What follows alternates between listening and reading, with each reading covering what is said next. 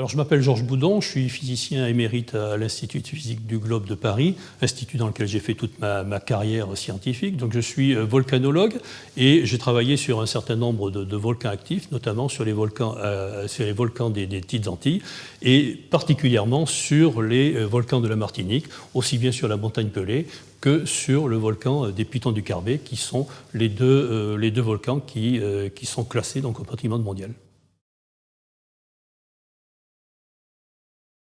Alors, le classement au patrimoine mondial de l'UNESCO, c'est un classement qui est très difficile à obtenir et il y a différents critères qui sont mis en jeu. Et on peut choisir les critères sur lesquels on va présenter le dossier. Pour déposer le projet, donc, il a été retenu deux critères, un critère biodiversité et un critère géologie, volcanologie.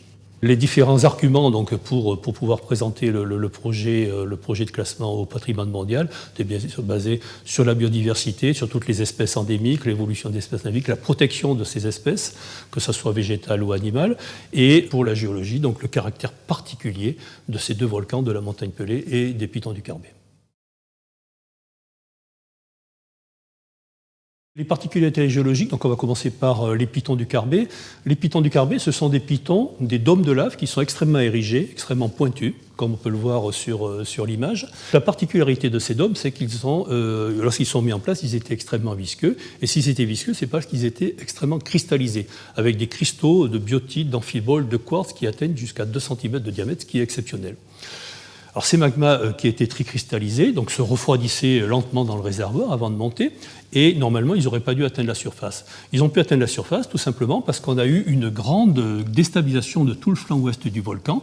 On voit ici la cicatrice qui fait 11 km de diamètre, et cette déstabilisation de flanc de plusieurs dizaines de kilomètres cubes de produits qui constituaient l'édifice a entraîné une diminution de la charge sur la plomberie magmatique. Et ces magmas, donc, qui étaient très visqueux, donc qui n'auraient pas dû remonter, ont pu remonter justement par cette diminution de charge, de diminution de pression, et atteindre la surface. Ils étaient très cristallisés, donc ils ont formé des formes extrêmement érigées.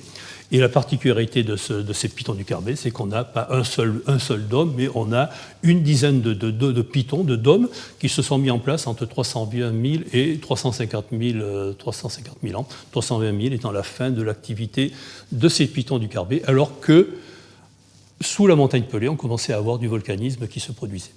Le classement de la montagne Pelée, donc sur le critère 8, c'est-à-dire le critère géologie et donc volcanologie, c'est basé sur l'explosivité particulière de ce volcan. C'est un volcan qui a des éruptions à dôme, et ces éruptions à dôme donc, ont un caractère extrêmement explosif.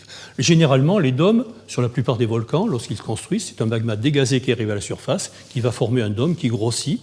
Des parties instables vont s'écrouler et donner des écoulements qu'on appelle communément des nuées ardentes. C'est le cas, bien sûr, de certaines éruptions de la montagne Pelée, mais d'autres éruptions, comme celle de 1902, présentent un caractère explosif particulier.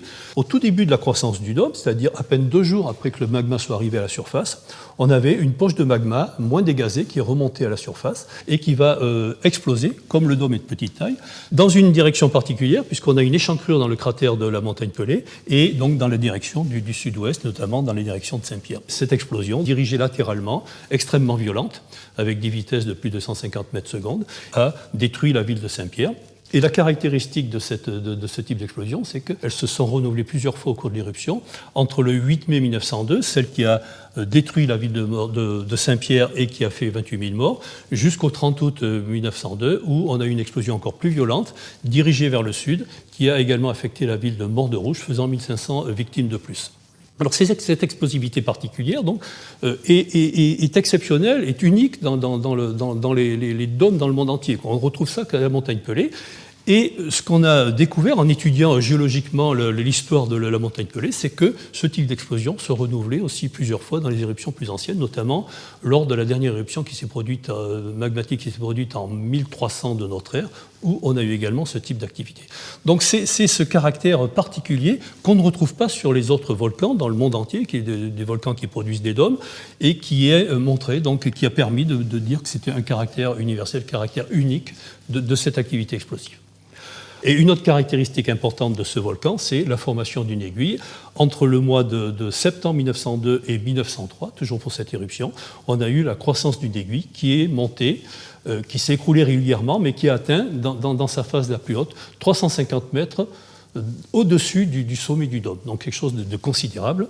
On la voit très très bien sur cette image avec la destruction, la ville de Saint-Pierre détruite et ce piston de lave donc, qui est très très visible au sommet du volcan. Après sa croissance, elle s'est écroulée progressivement et on retrouve beaucoup de ces blocs de cette aiguille donc, le long du cratère donc, dans lequel est installé le dôme de 1902.